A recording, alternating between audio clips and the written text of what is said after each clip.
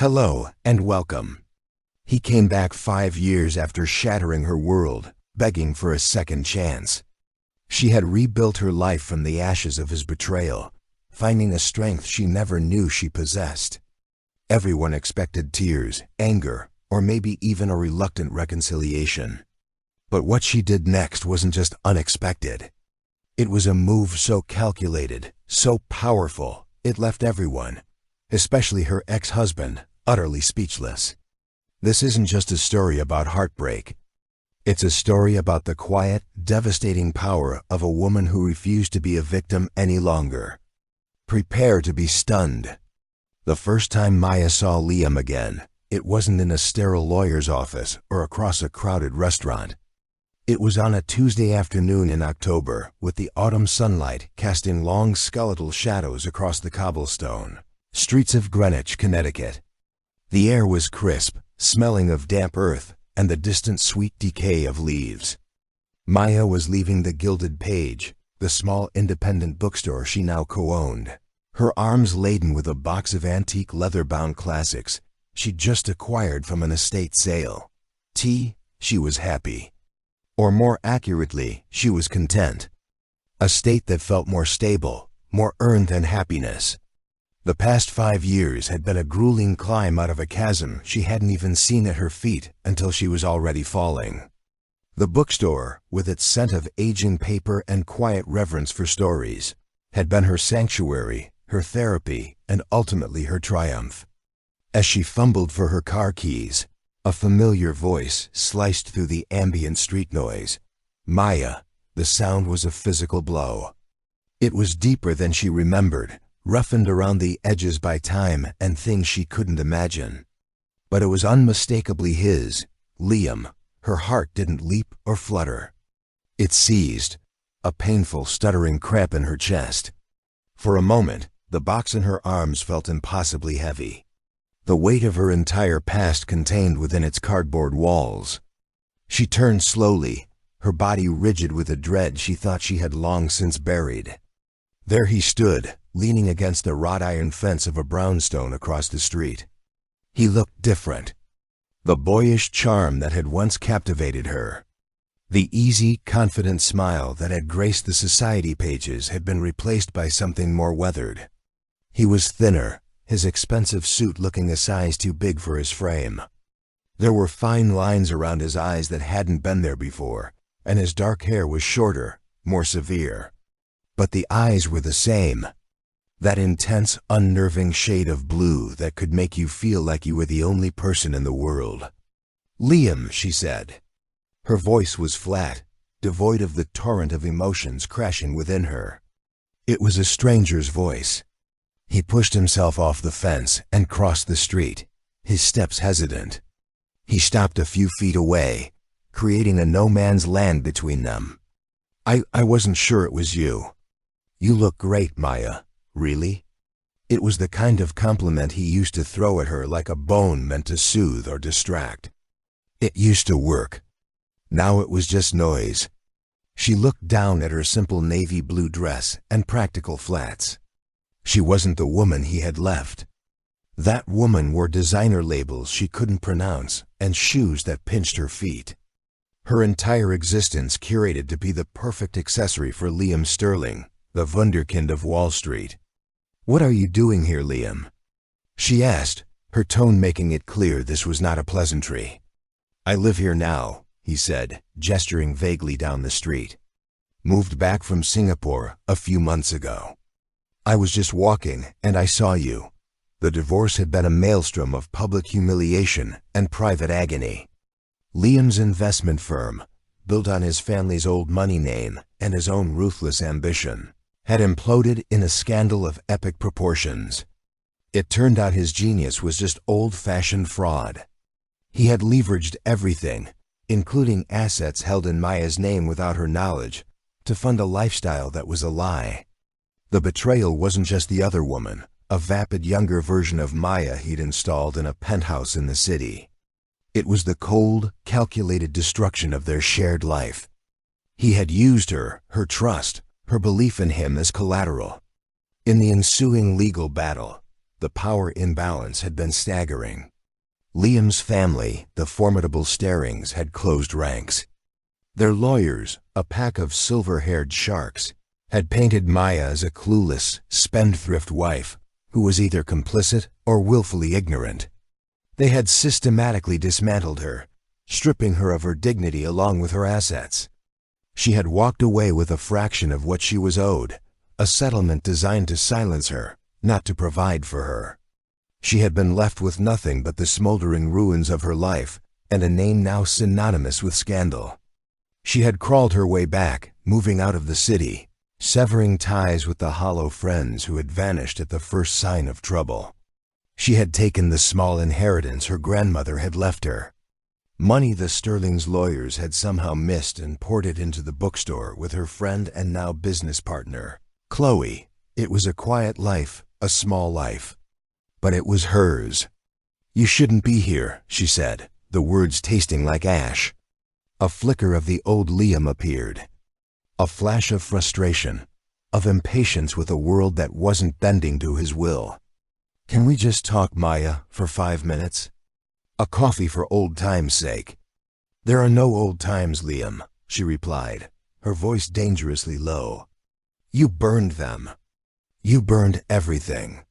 Now, if you'll excuse me, I have work to do." She turned her back on him, the movement deliberate and final, and walked towards her car.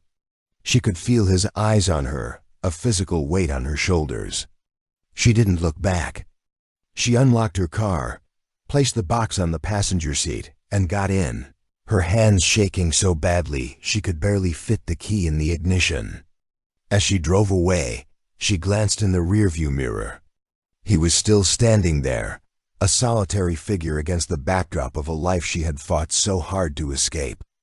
The ghost of Greenwich had found her head that night. Sleep offered no refuge. She was plunged back into the glossy nightmare of her old life. The charity galas where she'd stood by his side, her smile a carefully constructed mask. The tense dinners with his parents where his mother's compliments were always double-edged swords, and his father's approval was a currency Liam was perpetually chasing. She remembered the day the news broke, the reporters swarming their Upper East Side apartment like vultures, their cameras flashing like machine gun fire. She remembered Liam's cold, dismissive tone on the phone. "It's a misunderstanding, Maya. Stay out of it." You wouldn't understand. He hadn't come home that night or the next. The next time she saw him, it was his face on the cover of the New York Post, his arm around the other woman under a headline that screamed, "Sterling's bad assets." The betrayal had been so absolute. It had hollowed her out. It wasn't just the infidelity or the financial ruin. It was the realization that the man she loved, the man she had built a life with, had never truly seen her. She was just a component, a piece of the elaborate stage set he had constructed to project an image of success. Her love, her support, her very identity had been subsumed into his ambition. She woke up in a cold sweat. The sheets tangled around her legs. The quiet of her small apartment, usually a comfort, felt oppressive. She got up and walked to the window, looking out at the sleeping town. The bookstore was just a few blocks away, its windows dark. It was more than a business. It was a testament to her survival. Every book she shelved, every customer she helped was an act of defiance. The next day, a bouquet of lies arrived at the store. White lies, her favorite, the ones Liam used to send her after every fight. The card was simple. His name scrolled in his familiar, arrogant script. Liam Chloe, a whirlwind of fiery red hair and fierce loyalty, saw them and her face hardened. "In the trash. Now it's fine, Chloe," Maya said, her voice strained. "No, it's not fine," Chloe retorted, grabbing the extravagant bouquet. "This is a violation. This is him marking his territory, trying to see if he can still get to you. We're throwing them out." Maya didn't protest. She watched as Chloe marched to the back alley and unceremoniously dumped the flowers into the dumpster. The gesture felt good, cleansing, but the scent of lily lingered in the air. a phantom of the past she couldn't seem to exorcise. He came to the store 2 days later. It was a rainy Thursday and the shop was empty, save for an elderly man browsing the history section. The bell above the door chimed and Maya looked up from the counter, her stomach plummeting. Liam stood there, shaking the rain from his trench coat, looking utterly out of place amongst the towering shelves of second-hand books. He was holding a peace offering, a coffee cup from the cafe down the street. "I know you said no to coffee," he began, his voice soft, persuasive. "So I brought it to you the way you like it. Skim latte, 1 sugar." He remembered. Of course. He remembered. Liam's memory was a weapon, a tool he used to disarm and manipulate. He remembered details that made you feel seen, cherished, even when his actions proved the exact opposite. "I'm working, Liam," she said, not looking at him, pretending to organize a stack of receipts. "I know. Maya, I need to talk to you. I need to explain." "Explain what?" She finally snapped, her head shooting up, her eyes blazing with a fire he hadn't seen in years. "Explain how you gambled away our future. Explain how you lied to me every single day for years. Explain how you stood by and let your family's lawyers tear me to shreds so you could save your own skin." "There's nothing to explain. There are only facts and I've learned to live with them." The force of her anger seemed to genuinely surprise him. He took a step back, his composure faltering. "It wasn't like that." "It was exactly like that," she shot back. "You don't get to rewrite history, Liam. I was there. I lived it." He ran a hand through his damp hair. A gesture of frustration she knew all too well. "I made mistakes. Horrible, unforgivable mistakes. I know that I lost everything. My company, my reputation. My father won't even speak to me." There it was. The subtle shift, the narrative turning towards his pain, his loss. This was his pattern. He would confess to a sin only to pivot and frame himself as the true victim. "I went to prison, Maya," he said, his voice dropping to a near whisper. The words hung in the air between them. Prison. She knew he had been sentenced, but the details had been a blur, a part of the nightmare she had actively pushed away. The Starrings had managed to keep the specifics out of the mainstream press, burying it under layers of legal jargon and sealed documents. "It was a low-security facility," he continued, seeing the flicker of shock on her face. "They called it Club Fed. It was still a cage. I had a lot of time to think about you, about us, about what I threw away." Maya felt a dangerous, unwelcome sliver of something she couldn't name. It wasn't pity. It was a crack in the wall of her anger. The image of Liam, the golden boy in a prison uniform, was so incongruous it was almost impossible to process. "I'm not that person anymore," he said, his blue eyes pleading. "I'm not asking you to forgive me. Not yet. I'm just asking for a chance. A chance to show you that I've changed. A chance to atone." The word atone was a masterstroke. It was biblical, profound. It suggested a depth of remorse that "I'm sorry" could never convey. He was a master of words, a weaver of narratives. He was selling her a story, and a part of her, the part that had once loved him so desperately, was dangerously tempted to listen.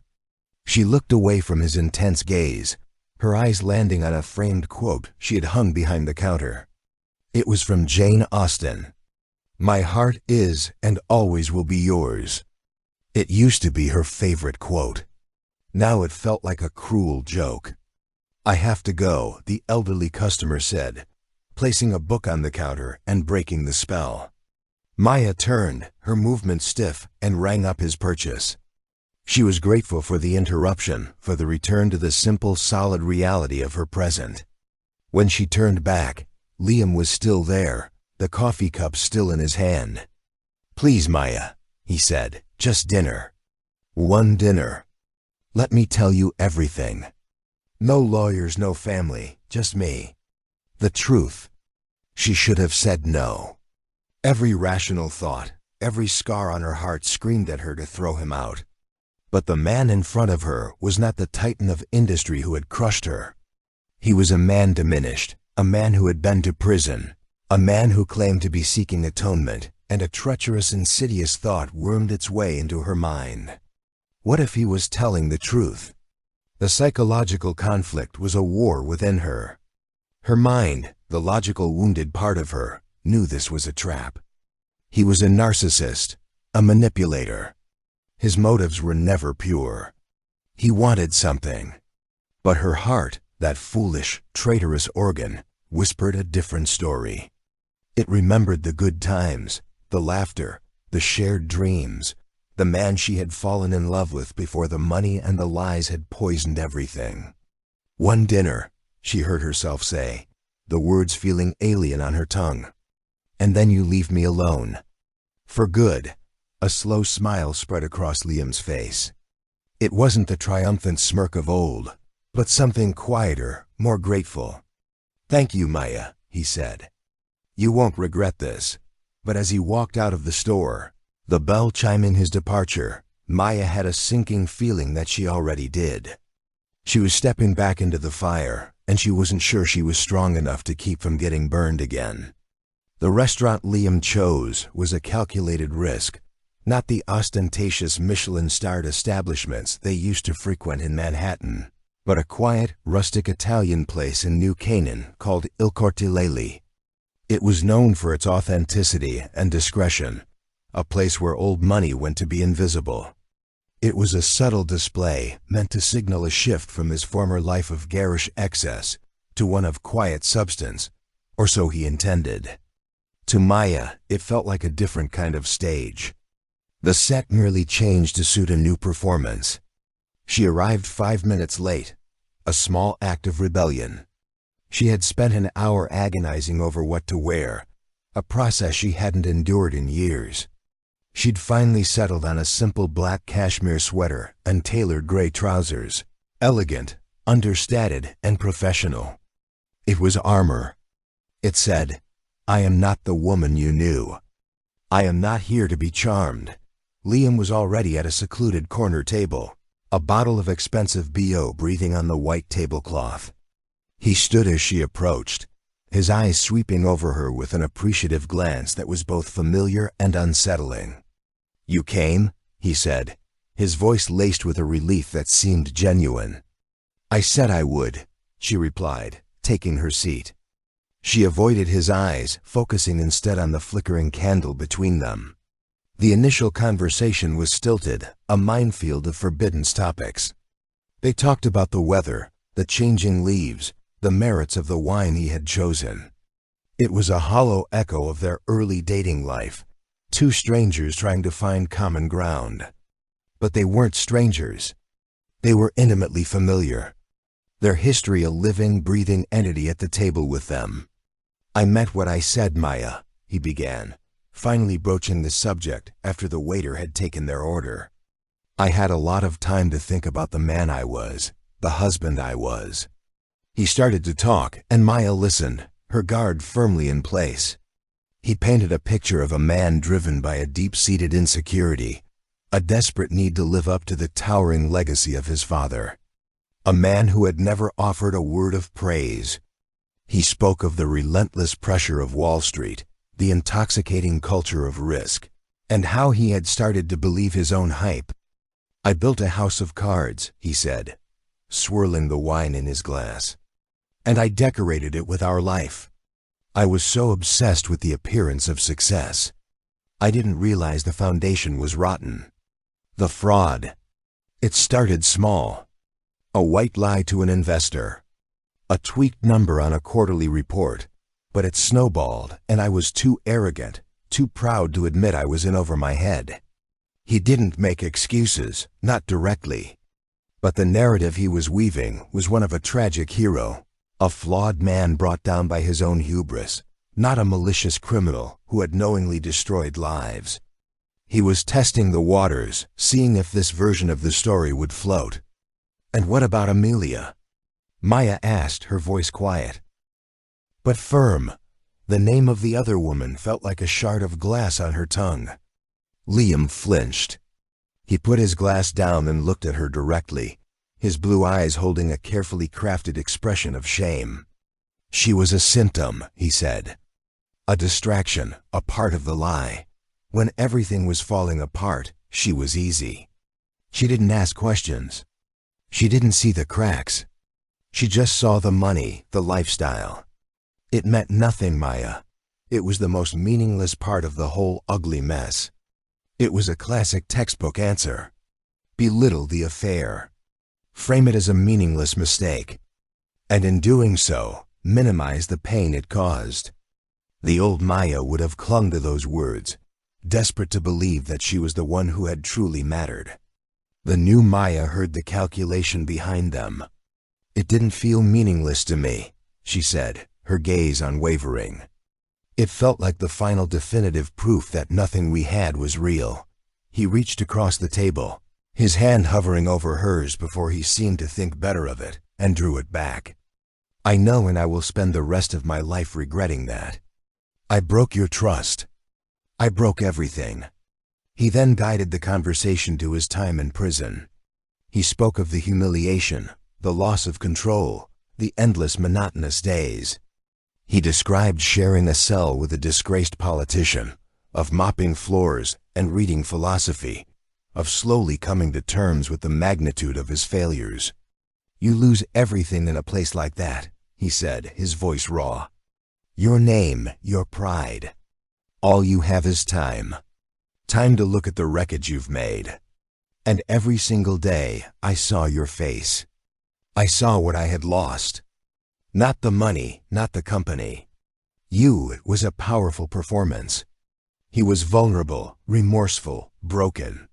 A hidden motive began to surface in Maya's mind, something more complex than simply wanting her back.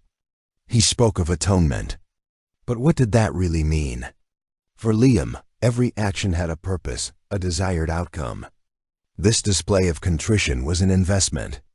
But what was the expected return? As the main courses arrived, a subtle shift occurred. Having laid the groundwork of his remorse, Liam began to probe gently at first into her life. This bookstore, he said. Chloe told me about it when I called her, Maya stiffened. You called Chloe? Just to find out where you were, he said quickly, defensively. I was worried after everything. I just needed to know you were okay. She wasn't exactly friendly. Chloe is loyal, Maya said, a protective edge to her voice. I can see that, he nodded. She said you poured everything into it, that it's been a success. It's a small business.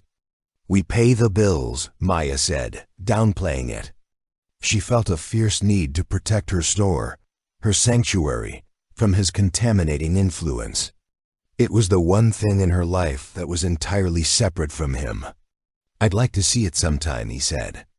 I don't think that's a good idea. Why not? He pressed a flicker of the old entitlement in his tone.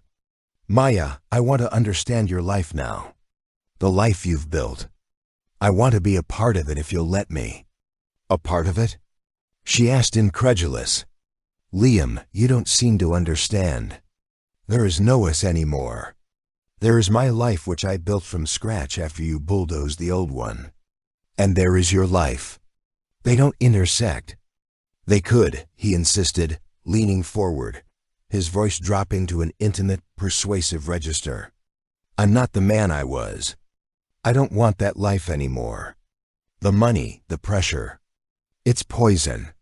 I have a little left. Enough to live on.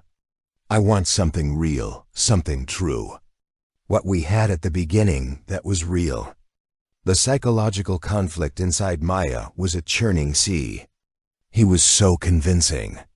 His narrative was seamless, his remorse palpable. He was offering her the one thing she had always craved from him. The validation that their love had been real, that it hadn't all been an illusion. He was promising to be the man she had once believed him to be. But the scars he'd left were deep, and they served as a constant warning. She remembered his charm, his ability to bend reality to his will. He could sell sand in the desert. He was selling her a story of redemption. Was she a fool to even consider buying it?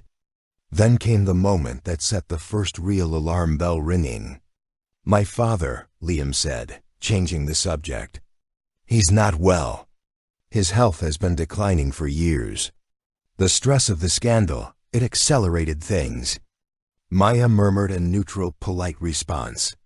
She had no love for Robert Sterling, a cold, domineering man who had always looked at her as if she were a piece of unsatisfactory breeding stock. He's rewritten his will," Liam continued, carefully watching her reaction. "He's leaving the bulk of the estate to a charitable foundation. He's cut me out almost completely." Maya took a slow sip of water. "I'm sorry to hear that." "The thing is," Liam said, leaning in closer, "there's a clause, a morality clause of sorts. He always saw our divorce as a black mark on the family name. He believes in family values, at least for public appearance. The clause states that my portion of the inheritance would be significantly restored if I were to remarry. And if that marriage was seen as a stable, respectable union, a sign that I had reformed, the air went still." The clinking of cutlery and the low hum of conversation in the restaurant faded into a dull roar in Maya's ears. There it was, the hidden motive laid bare. It wasn't about love or atonement or second chances. It was about money. It had always been about money. He saw the change in her face, the dawning horror and understanding in her eyes, and he backpedaled furiously. "Maya, that's not what this is about. I swear, I don't care about the money. I wanted you to have the full picture. I wanted to be completely honest with you about everything." "Honest," she whispered, the word tasting like poison. "You sit here and spin this elaborate tale of redemption, of prison epiphies and lost love. You talk about atonement. But you buried the lady, didn't you, Liam? You need a wife, a respectable, stable wife to unlock your trust fund." "It's not like that," he insisted, his voice rising, drawing a glance from a nearby table. "My feelings for you are separate from that. Coming back to you, wanting you. That's real. The other thing is just a complication." "A complication?" She laughed. A bitter, humorless sound. "No. It's the entire plot. I was your accessory in the first act, and you want to recast me in the sequel. The reformed man and his forgiving wife. It's perfect. The Sterling family name restored. Your inheritance secured. And what do I get? A front row seat to your next performance?" She stood up, her chair scraping harshly against the floor. Her hands were shaking, but this time it was with rage, not fear. "I knew this was a mistake," she said, her voice trembling with fury. "I knew it. But I let a foolish, sentimental part of me hope that you were capable of genuine change. But you're not. You haven't changed at all. You've just rewritten the script." She threw her napkin onto the table. "Thank you for the dinner, Liam. It was illuminating. You've answered all my questions." "Maya, wait," he pleaded, standing as well. "Please don't go. We can talk about this." But she was already walking away, her head held high, her back ramrod straight. She didn't look back. She walked out of the restaurant and into the cool night air, gasping for breath as if she had been underwater for hours. The feeling of betrayal was so intense, so familiar. It was suffocating. He hadn't wanted a second chance. He had wanted a transaction.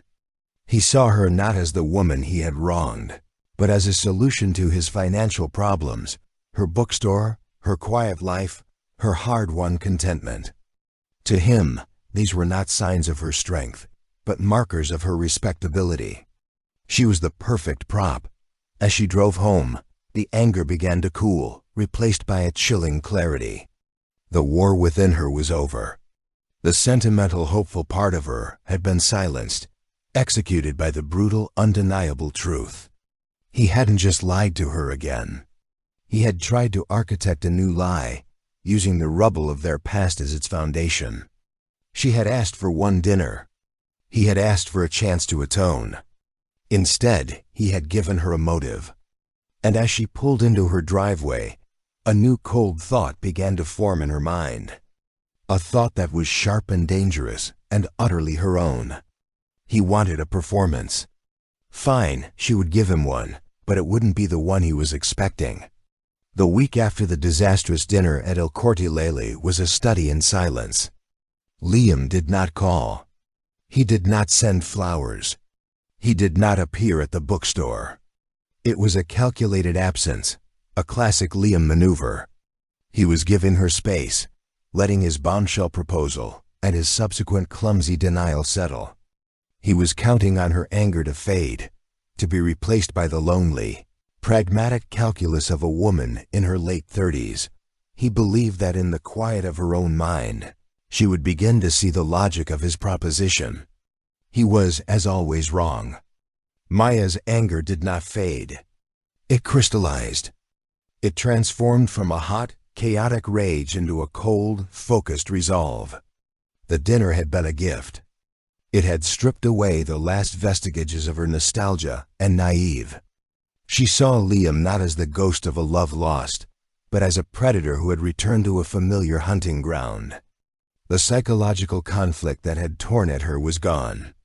The war was over, and a new, chillingly clear strategy was emerging from the smoke.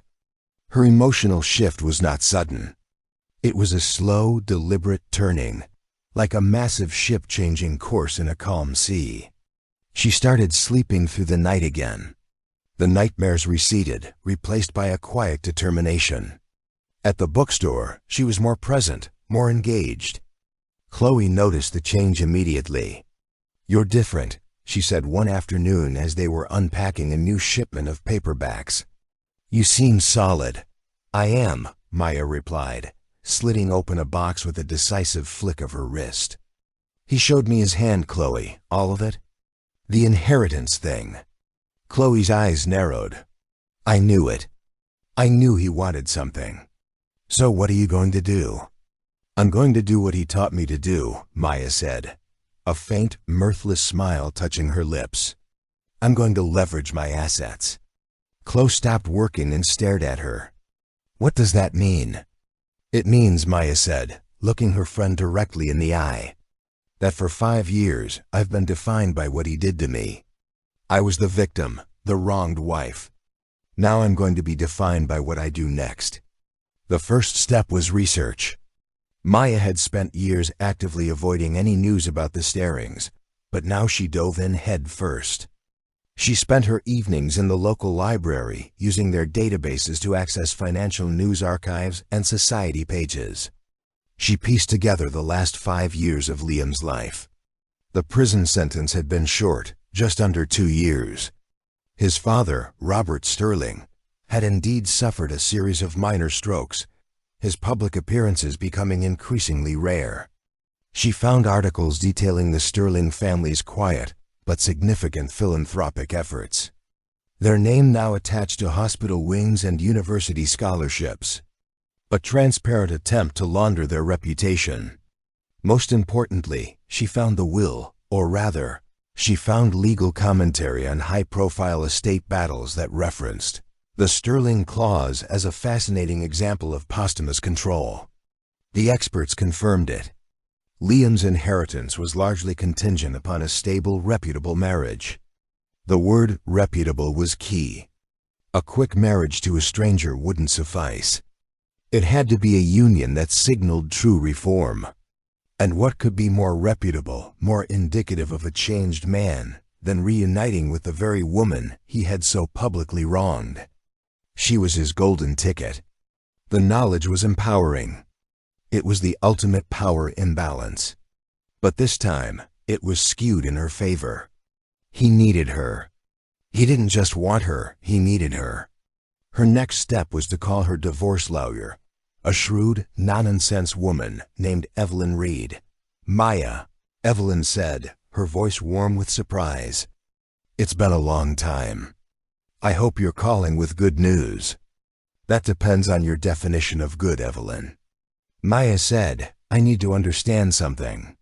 My settlement agreement. Is there a non-disclosure clause? There was a pause on the other end of the line. Yes, a very strict one. The Starings insisted on it. You're barred from speaking to the press, writing a book, consulting on a movie, anything that could be construed as profiting from your story or disparaging the Sterling name. Why do you ask? Liam's back, Maya said simply. Evelyn let out a long, weary sigh. Of course he is. What does he want? Maya explained the situation, the dinner, the story of his redemption, the carefully timed revelation about the will. Good God, Evelyn breathed. The sheer, unmitigated gall of that man. He wants to use you to cash in. Yes, Maya said, but he's also handed me the most incredible leverage. He needs me to be the forgiving, respectable wife. But for me to do that, I would have to break the NDA. I would have to talk. I would have to tell our story.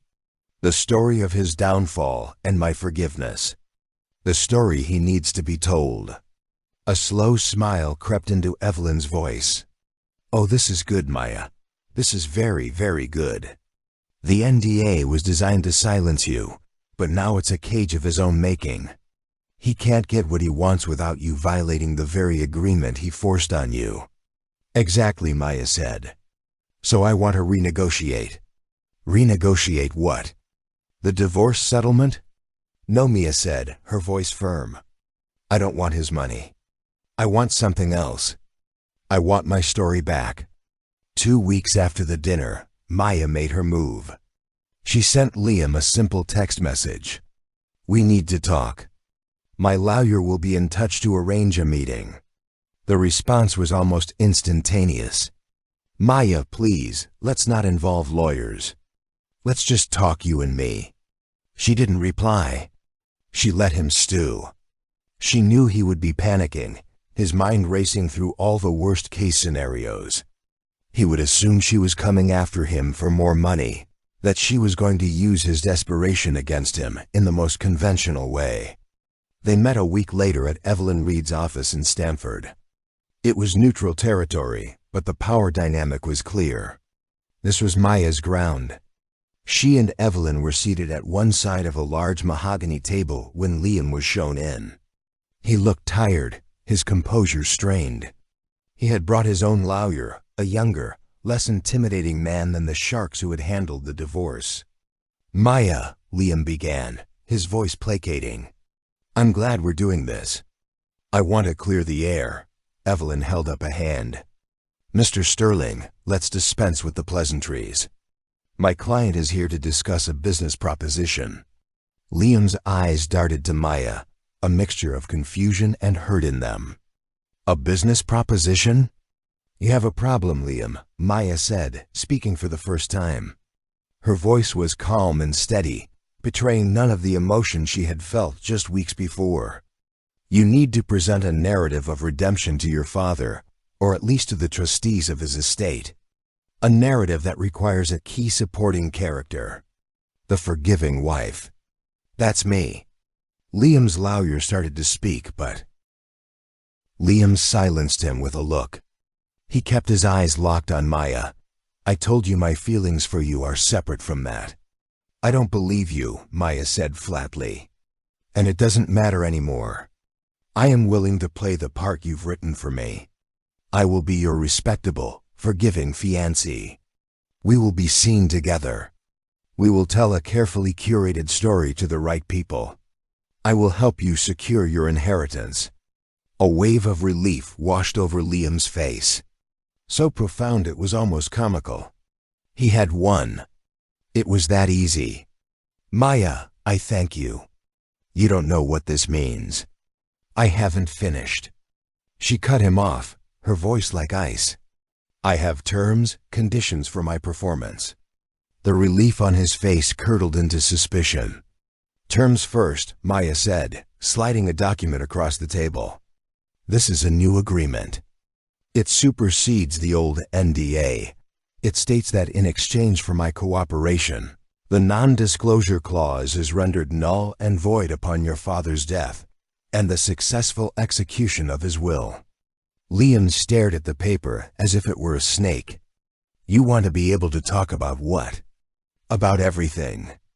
Maya said, about the fraud, about Amelia, about how your family treated me, about this arrangement. I want the right to tell my own story in my own words without threat of legal action. I want my voice back. That is my price. The room was silent. Liam was pale, his mind clearly reeling. He was trapped. He couldn't get the money without her, but agreeing to her terms meant handing her a loaded gun, pointed directly at the Sterling family's carefully reconstructed reputation. This is blackmail, his lawyer finally stammered. No, Evelyn Reed said smoothly. This is a contract. Your client made an offer. My client is making a counter-offer. It's just business. A concept I'm sure Mr. Sterling is very familiar with. My second condition, Maya continued relentless, is financial, not for me. I don't want a penny of your blood money. She slid a second document across the table. This is a list of women's shelters and legal aid societies in the tri-state area. Upon the release of your inheritance, you will make a substantial anonymous donation to each of them. Atonement, Liam, you wanted to atone. This is what it looks like. Not whispered words over expensive wine, but real tangible help for women who have been left with nothing, just like I was. Liam stared at her, his expression unreadable. The confident, charming man who had walked into the bookstore was gone. In his place was a man who was utterly, completely out of his depth. He had come to her expecting to hold all the cards, assuming her emotional wounds were his greatest leverage. He had never imagined that she would refuse to play his game and instead create a new one with her own rules. You would do this? He asked, his voice barely a whisper. You would agree to be with me, to pretend to love me, all for this? Don't confuse this with an emotional decision, Maya said, her voice devoid of warmth. This is not about forgiveness. This is about restitution. You built your fortune on lies, and you used me as part of the facade. Now you will use that same fortune to pay for the damage you caused. Not just to me, but to the world. And I will use my freedom to ensure the truth is finally told. My truth. This was the twist he had never seen coming. He had anticipated tears, anger, recriminations. He had even anticipated a negotiation over money for her. But he had never anticipated this. He had never anticipated that she would want something as intangible and as dangerous as the truth. He had underestimated her. He had looked at the quiet bookseller and seen a victim. He had failed to see the survivor, the strategist. The woman who had taken the pain he had inflicted and forged it into a weapon. You have 1 week to decide, Maya said, standing up. Have your lawyer call Evelyn? She walked out of the room without a backward glance. The slow emotional shift was complete. She was no longer reacting to him. She was acting. She was in control. And for the first time in a very, very long time, she felt a glimmer of something that felt even better than contentment. It felt like power. Liam signed the agreement. He had no other choice. The alternative, losing the Sterling fortune and the status it conferred, was unthinkable. His capitulation marked the beginning of a strange and unsettling new chapter in their lives. The performance, their first public appearance as a reunited couple, was at a charity auction in Greenwich. It was an arena Maya knew well, but this time she walked into it as a different woman. She wore a stunning emerald green dress that was both elegant and bold. It was a color Liam had once told her was too much for her. Tonight it felt like a declaration.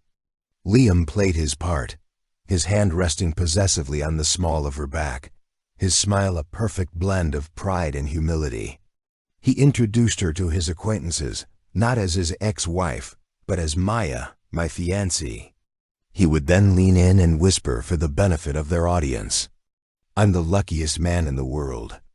She's given me a second chance. Maya would smile, a serene, enigmatic expression she had practiced in the mirror, She would accept the surprised congratulations and the curious, assessing glances with a quiet grace that people mistook for forgiveness. But it wasn't forgiveness. It was focus. Every polite nod, every shared glance with Liam was a move on a chessboard only she could fully see. The psychological toll of the charade was immense. There were moments when the old dynamic threatened to resurface. During the drive to a dinner party, Liam reached over and touched her hand, his thumb stroking her skin. "It feels right, doesn't it?" he murmured. "Us together again." For a fleeting second, a phantom limb of their past oct. The muscle memory of their marriage was strong, but Maya gently pulled her hand away. "The performance is going well." "I agree," she said, her tone cool and businesslike, shattering the illusion. The look of hurt in his eyes was a small bitter victory. The most difficult part was dealing with his family. A formal dinner was arranged at the Sterling mansion, a cold, imposing stone edifice that had always felt more like a museum than a home. Robert Sterling was there, a diminished figure in a wheelchair, his face slack from the strokes, but his eyes still sharp and critical. Liam's mother, Catherine, was as impeccably dressed and glacially polite as ever. "Maya," Catherine said, her lips barely moving. "We were so surprised to hear your news. It's a testament to your character, your capacity for forgiveness." The words were a compliment, but the tone suggested Maya was a fool. "I believe in second chances, Catherine." Maya replied smoothly, meeting the older woman's gaze without flinching, and in the importance of family. Throughout the dinner, Liam recounted their story, a heavily edited version, of course. He spoke of his mistakes in vague, passive terms. He lauded Maya's strength and generosity of spirit. It was a nauseating performance, but Maya sat through it, a portrait of serene devotion. She was playing the long game. The climax of the evening came when Robert Sterling, his voice a hoarse rasp, addressed her directly. "You're a better woman than he deserves," the old man rasped, his eyes fixed on her. It was the closest he had ever come to paying her a compliment. "He's trying to be a better man," Maya replied. "I'm just trying to help him." As they were leaving, Liam cornered her in the grand echoing foyer. "Thank you," he said, his voice thick with emotion. "Tonight, this meant everything. You were incredible." "I played my part," she said. "It's more than a part, Maya," he insisted, his eyes pleading. "Can't you see? This could be real. We could be real. Forget the agreement. Forget the money. What if we just started over?" It was his final desperate gambit. He was trying to change the terms of their contract, to transform their business transaction back into a love story. He was trying to win to reclaim control of the narrative. Maya looked at him, at this man who had shattered her life and was now trying to glue it back together with pretty words. She saw the desperation in his eyes, the fear of losing not just the money, but the power he had always taken for granted. And in that moment, she felt the last vestiges of her anger dissolve, replaced by a profound, weary pity. "It's too late for that, Liam," she said, her voice gentle for the first time. "You can't erase what you did. You can only atone for it. And that's what we're doing. Stick to the plan." Robert Sterling passed away 2 months later. The will was executed exactly as he had intended. The trustees, satisfied by the public spectacle of Liam and Maya's reunion, released the full inheritance. It was a staggering sum, an amount of money that felt abstract, unreal. The day the funds were transferred, Liam called Maya. "It's done," he said. "I know," she replied. "I've already spoken to Evelyn. The donations are being processed." There was a long pause. "So that's it then?" he asked, his voice small. "The show is over." "The show is over," she confirmed. "And our agreement is complete. The NDA is void. You have your money. I have my voice. We're even." "Are we?" he asked. "It doesn't feel like it. It feels like I've lost. "That's because you have," she said. And for the first time, there was no malice in her words, only a simple statement of fact. This is where everyone expected the story to end. Or rather, they expected a different ending. They expected Maya to take her freedom and write a scathing tell-all book. They expected her to go on television, to expose the Sterling family and their hypocrisy to the world. They expected her to take her revenge, to burn Liam's world to the ground just as he had done to her. That was the logical next step. That was the dramatic, satisfying conclusion. But what Maya did next left everyone, especially Liam, speechless. She did nothing. She didn't call a publisher. She didn't leak a story to the press. She didn't go on a victory tour. Instead, she went back to her life. She went back to her bookstore, to the scent of aging paper and the quiet rhythm of her days. She sold books. She drank coffee with Chloe. She took walks in the crisp autumn air. She lived. Liam, in a state of paranoid anxiety, waited for the bomb to drop. Every time his phone rang, he expected it to be a reporter. Every headline he saw, he expected to see his name. But there was only silence. A deafening, unnerving silence. After 3 weeks of this torment, he couldn't take it anymore. He drove to Greenwich and found her at the bookstore, arranging a display of poetry in the front window. He walked in, the bell above the door chiming just as it had on that first day. "Why?" he asked, his voice ragged. "Why haven't you done it? You have the power to destroy me, to destroy my family's name. Why are you waiting?" Maya turned from the display and looked at him. Her expression was calm, peaceful. The enigmatic smile she had worn during their performance was gone, replaced by a genuine serenity. "Because that was never the point, Liam," she said softly. "I don't understand," he said, shaking his head. "The agreement, the contract, you wanted your voice back. You wanted revenge."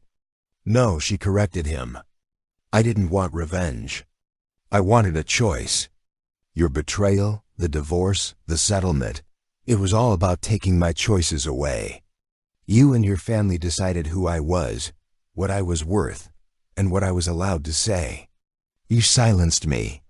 The only thing I ever wanted was to have the power to speak, to have the option to tell my story." She paused, letting the words sink in. "Getting that power back," she continued. "That was the victory. Proving to myself that I could face you, that I could outmaneuver you, that I could take control of my own life. That was the win.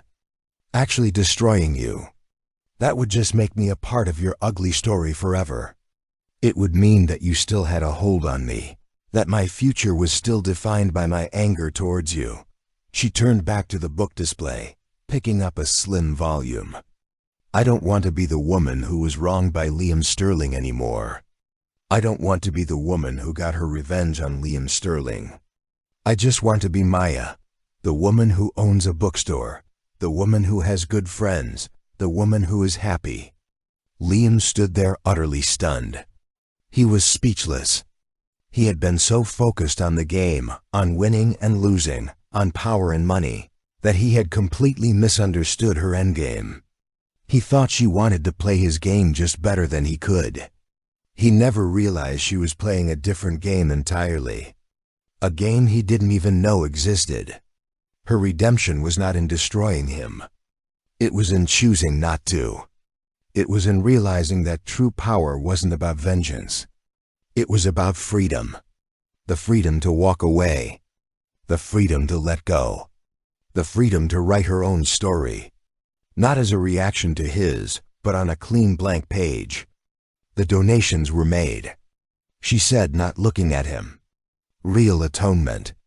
That money will help hundreds of women who need a second chance. A real one. That's the only part of this story that matters now. That's the ending." He stood there for a long moment, the noise of the street outside muffled by the walls of books. He looked at this woman, this stranger who he had once known so intimately. He had come back for a second chance, but he had been seeking the wrong thing. He had been seeking to reclaim his past, but she had shown him that the only second chance that matters is the one you give yourself. The chance to be a different person in the future. Without another word, Liam turned and walked out of the bookstore. The bell chimed his final departure. Maya didn't watch him go. She finished her window display, the title of the book she placed in the center, seeming to catch the afternoon light. Unbound, Maya's story teaches us that the greatest victory isn't always a loud public triumph. Sometimes it's the quiet, personal choice to let go. She didn't need to destroy her ex-husband to win. She just needed to reclaim her own narrative and the power to write her own ending. Her ultimate act of defiance was not revenge, but choosing peace. Choosing herself. It's a powerful reminder that true strength lies not in how we fight our battles, but in how we choose to walk away from them and build a life that is truly our own. What did you think of Maya's final decision? Was it true justice? Let us know your thoughts in the comments below. If this story moved you, please give this video a like, share it with someone who needs to hear it, and don't forget to subscribe for more stories that make you think and heal.